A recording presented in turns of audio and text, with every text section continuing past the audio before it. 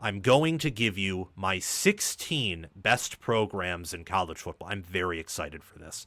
And the number 16, because in 2026 and moving forward, we're probably going to have a 16-team college football playoff. So I just want to simplify it. I want to get it out of the way and just adjust my mind to 16 a little bit early. If we move to 14, oh well, who cares? The remaining two will be teams that will have an argument for being left out in an unfair manner, like what Florida State had in 2023, which I think was a snub, or what Alabama had last year, which I don't think was as legitimate of a complaint. Being left out of the four-team CFP has, I think, a lot more validity to complaining if you're the fifth best team, than if you get left out of the 12th and you're the 13th best. Because in college football, we all know that typically there are only 3 national championship caliber teams in a given year, sometimes more, sometimes many more, but also sometimes there's only one team all season where it's very clear they're going to win it all. In hindsight, that was 2021 Georgia. No one was even close to them, for example.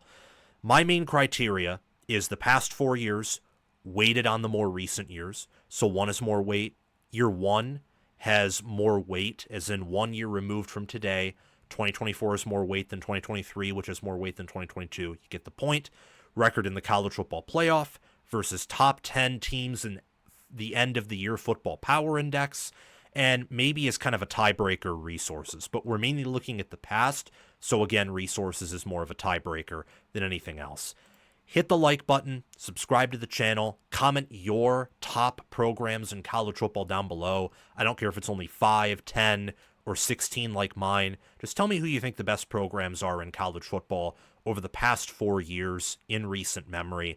And also, visit my video description if you want to find out other ways to support the channel, like purchasing merchandise, joining our free Discord server, etc., and like, share, and subscribe.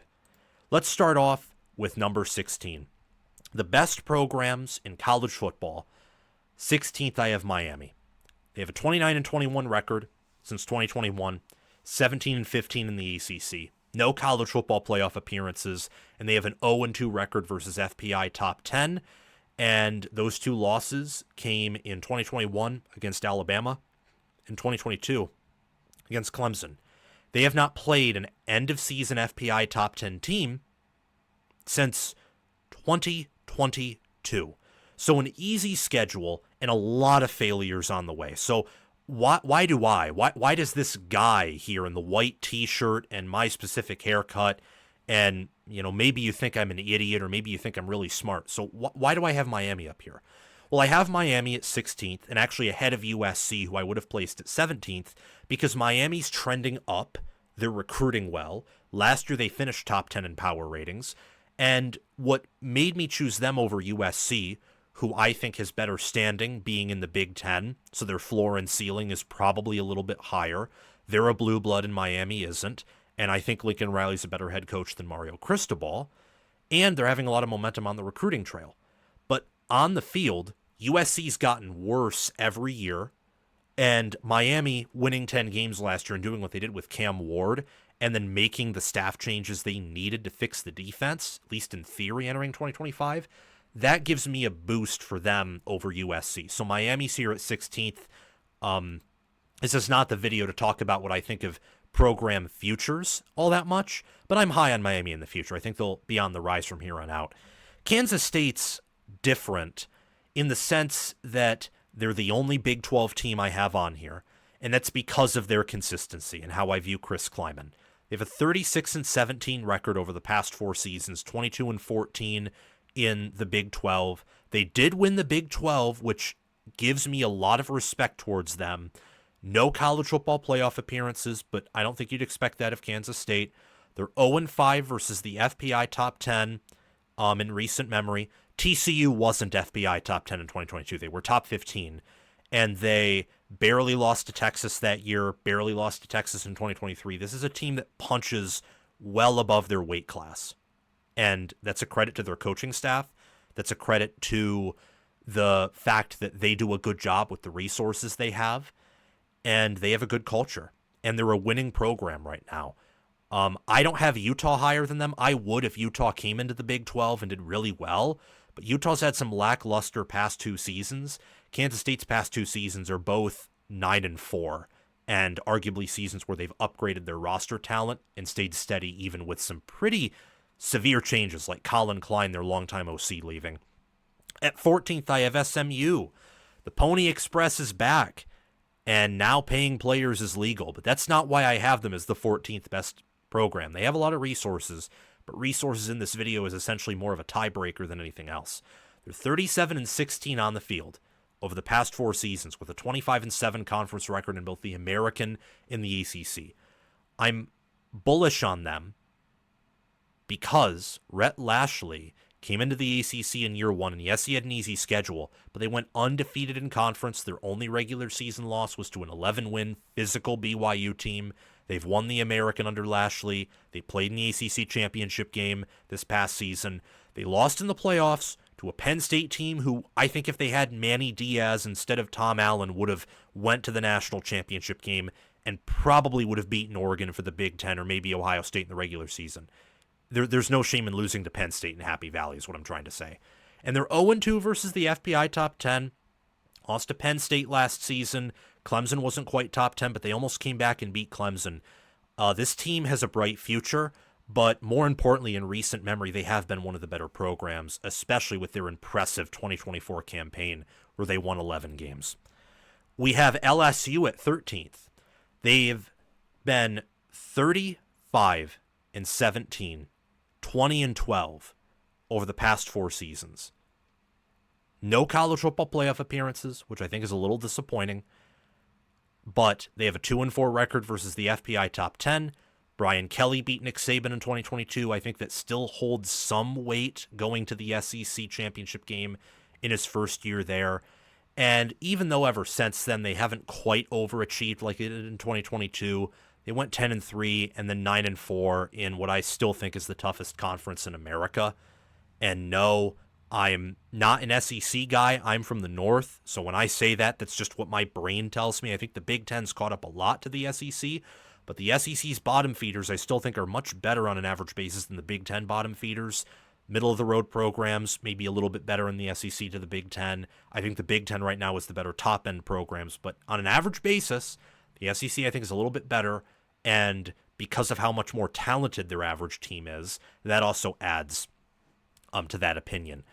LSU is a top 15 program in a conference where you have so many top 15 programs and also some programs who aren't quite where LSU is, but are getting better or have done a better job of maybe punching above their weight class despite their inconsistency, where LSU, because of their high expectations added on that, is putting a lot of pressure on a head coach who many consider top 10. So LSU, great program. It's just a question of can they beat other great programs to get to the mountaintop? I look at Ole Miss, finished 39-13, 21-11 in the SEC over the past 4 seasons. That is their 4-year window. In a 4-year window, which is where by the end of a 4-year window, your recruiting class that came in at the beginning of the 4 years, especially with the portal, is almost entirely gone at the end of the 4 years. So in that 4-year cycle, they finished 39-13. That is insanely impressive. And as much as I don't think Lane Kiffin is an elite head coach, see last season's blunders to some of the most incompetent teams like Kentucky or Florida's talented, but their head coach does not know how to manage a game in Billy Napier. That's impressive. They didn't reach the playoff despite the fact that I think they were one of the 6 best teams in America last year, but they did beat Georgia, which is a good thing, and they have a 2-3 record versus the FPI top 10 overall. Their other win coming against Penn State in the postseason in 2023. And that Penn State team was much stronger in power ratings than their final AP poll showed, even with all the opt-outs. It was an impressive win, I think. Kiffin has done a good job of using the portal, using it correctly, and applying it correctly. And they have punched above their weight class. They just need to be more consistent, and I think that relates more to the head coach than their resources and anything else that would surround resources. At 11, we have Washington. This may surprise people because Washington went 6-7 last year. They finished 35-18, 23-13 overall in the conferences they've played in the past 4 years. But the reason I still have them top 15, even with their fall off, is I think Jedd Fisch is a good coach, so that helps. The second year removed from today, 2023, they went 14-1, punched above their weight class, and unlike TCU and last year's Notre Dame, where Washington was power rated in between those, better than TCU but worse than Notre Dame per the power ratings, I think Washington's ceiling was actually that of a national title contender. They probably weren't going to win it all, given Michigan and if Georgia made it or Ohio State made it, just the overwhelming talent of other teams, but they beat Oregon twice, and that Oregon team, per Bill Connolly's S&P Plus, was viewed as one of the best teams of the entire 2020s. Like, that's how good they were viewed by analytics. The ceiling of that team was insanely high, and that, along with the resources it took to get that team to the mountaintop, and also Kalen DeBoer's 11-win campaign in 2022, that's factored in here. If they somehow won 10 games last year, this would certainly be a top 10 program. 3-4 record versus the FBI top 10, 1-1 in the CFP, 2-0 versus Steve Sarkisian over the past 4 years. I know that DeBoer's no longer there, but I like Jedd Fisch, and this roster still has talent, and they have a proud history. So all those things help. We have Clemson at 10th, 40-14, 25-7 record over the past 4 seasons, 2 ACC titles, 0-1 in the college football playoff, 1-3 versus FPI top 10. The only reason I didn't put them behind Washington was they have not had the lows that Washington has. A 4-8 campaign in 21, 6-7 last year. But Clemson's disappointed given their talent under Swinney. This is a huge year for them. Huge season, coming off an ACC championship, but also a playoff loss and a season where they lost 4 games and once again were not a top 10 team, which is incredibly disappointing given their past history under Swinney and the fact that they've had close to a top 5 talent roster over these past 4 years per recruiting.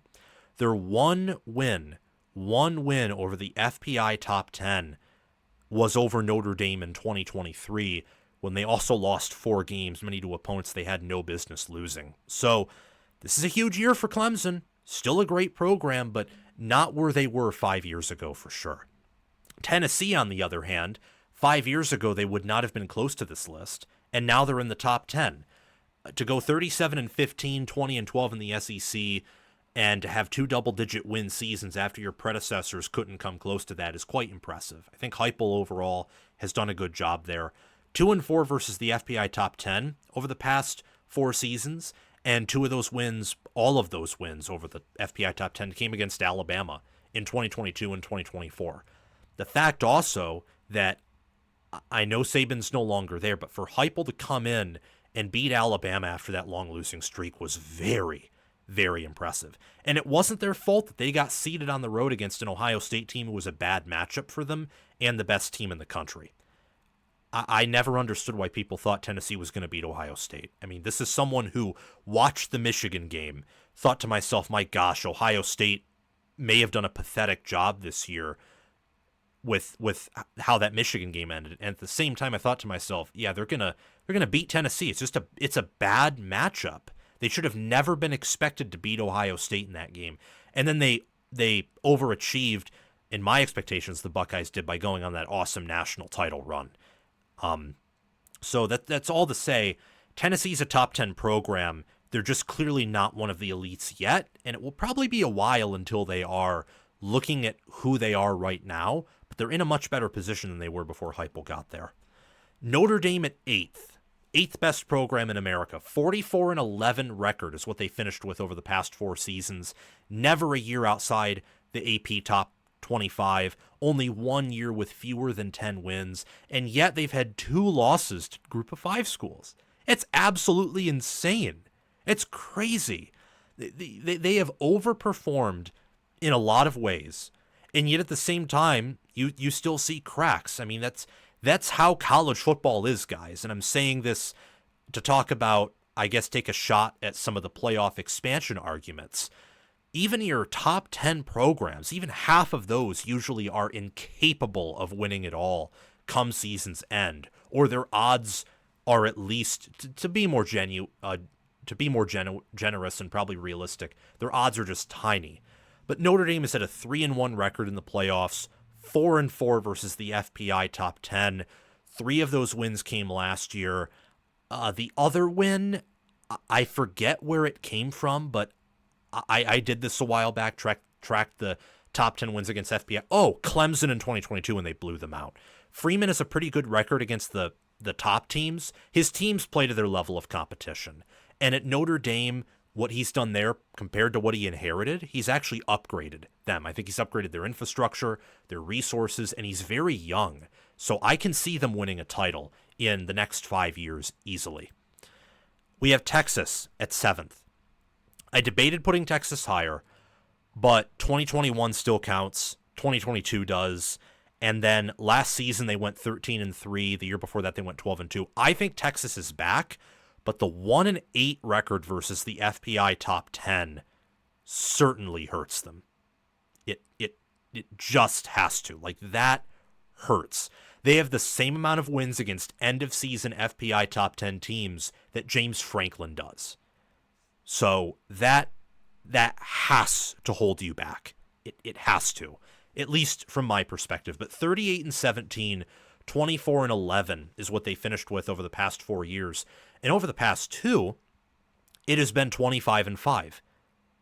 25-5, and they've only lost 2 conference games. One to an Oklahoma team that was top 10 in FPI in 2023, another to last year's SEC champions, the Georgia Bulldogs.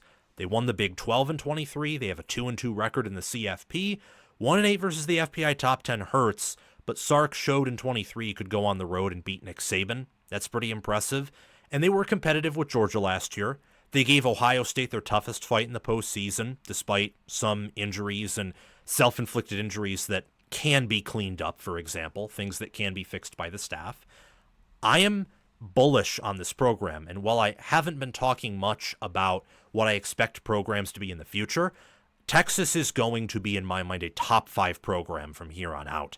It's just some of their recent seasons, especially 21 and 22, which are factored in here, just are, because I think that anywhere from 3 to 5 years, I think, is a window you have to consider if you want to talk about programs, because sustainability matters.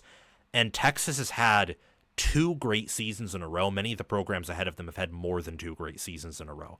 But I'm higher on them for the future than this list might indicate if I didn't bring that up.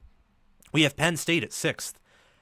41-14 over the past 4 seasons, 26-10 in the Big Ten, and half of those conference losses are from 2021. 2-1 in the CFP, 1-9 versus the FPI top 10, and their only win against the FBI top 10 came against Utah in the 2022 Rose Bowl. Penn State has always been great, or most of the time great under Franklin. Maybe some years flirting with near elite, especially in the power ratings, but never elite on the field. Never elite in the power ratings either.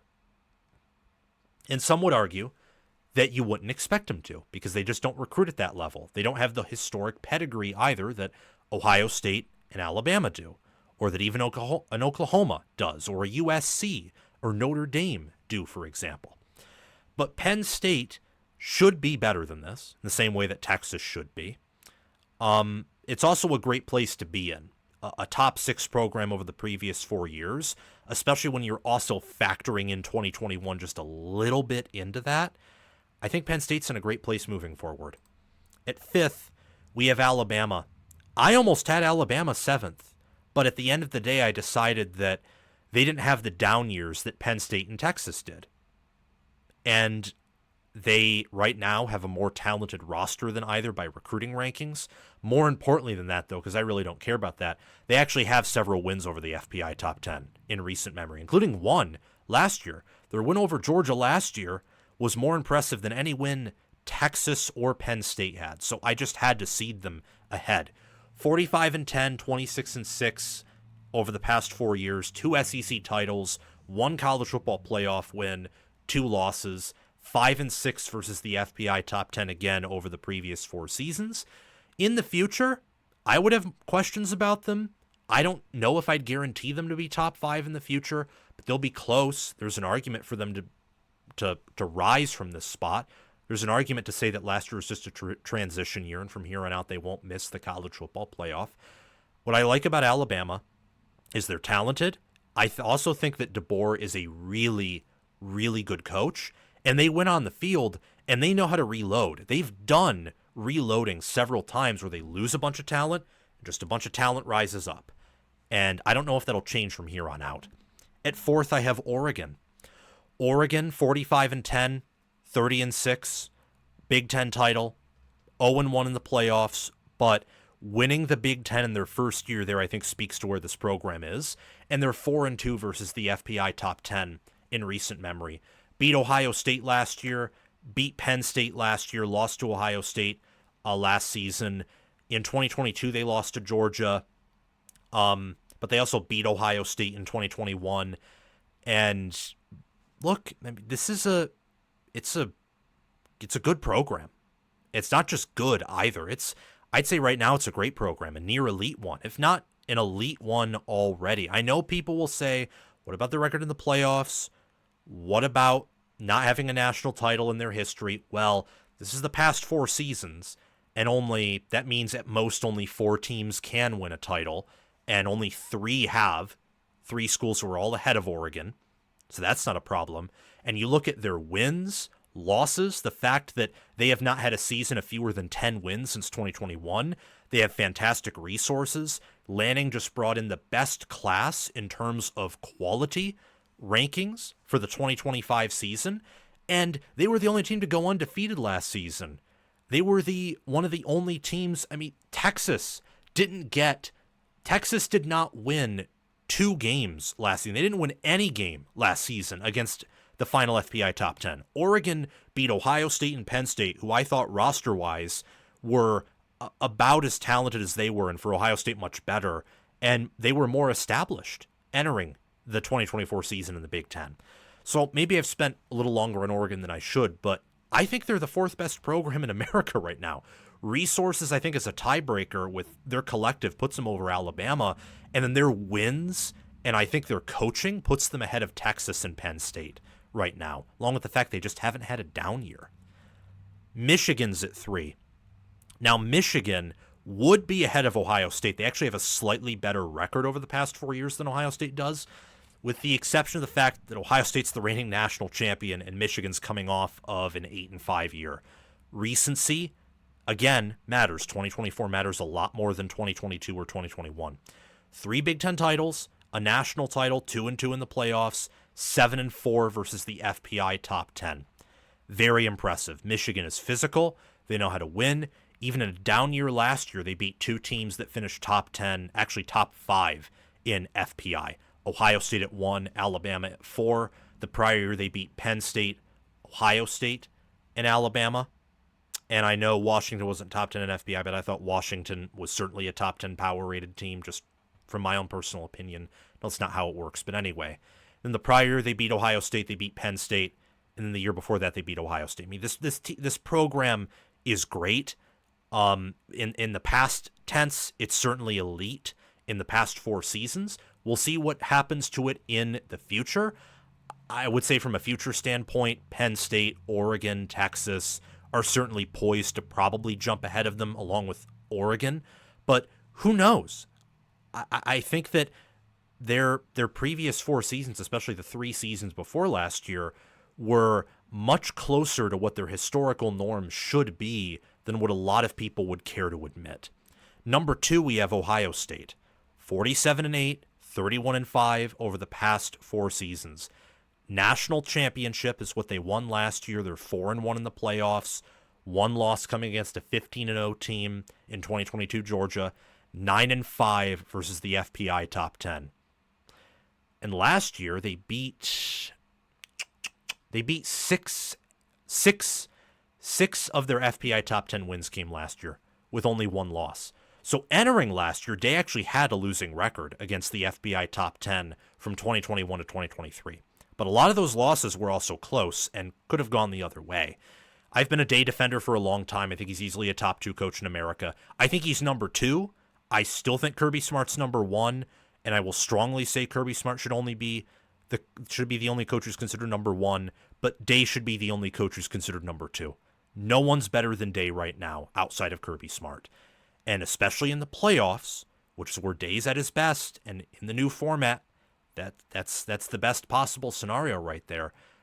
This team is a demon, and he's a demon against the best in the playoffs. So Ohio State has a real opportunity to become the number one program. A real opportunity, especially with them losing a lot, and then Georgia and all the other top 5 recruiting programs losing a lot. That gives an opportunity for Ohio State to show that they're different from the rest of college football. And finally, at number one, not going to spend too much time on this, we have the Georgia Bulldogs. 53 wins over the past 4 years. 53 wins. 53 of them. That is crazy. That's insane. 53 wins? They've averaged more than 11 wins. Heck, they've averaged more than 12 wins over the past 4 years. That's crazy. And that's with them only winning 11 games this past year and not winning a single playoff game. 4-1 in the CFP, 9-4 versus the FPI top 10. Only reason they didn't get more shots at an FPI top 10 with their tough schedules, especially last season's schedule, was the fact that they lost to Notre Dame. If they beat them, who's to say they wouldn't have beaten Penn State the following game? And who's to say they wouldn't have competed with Ohio State, for example? They've won 2 natties, 2 SEC titles. I'd say as of right now, they are by a mile the best program in football. Of course, things could change next year as 2021 is now an entire recruiting cycle away. And especially if a team like Ohio State or Michigan, but more so Ohio State because I don't think Michigan can win it all in 2025, at least they don't have more than a 1% chance while Ohio State does, then we may think of this differently. But as of right now, I think Georgia has the number one program in America. Thank you so much for watching. Like, subscribe, hit the bell. If you haven't already, please do those things. And I'll see you all soon. Again, comment your best programs in football down below.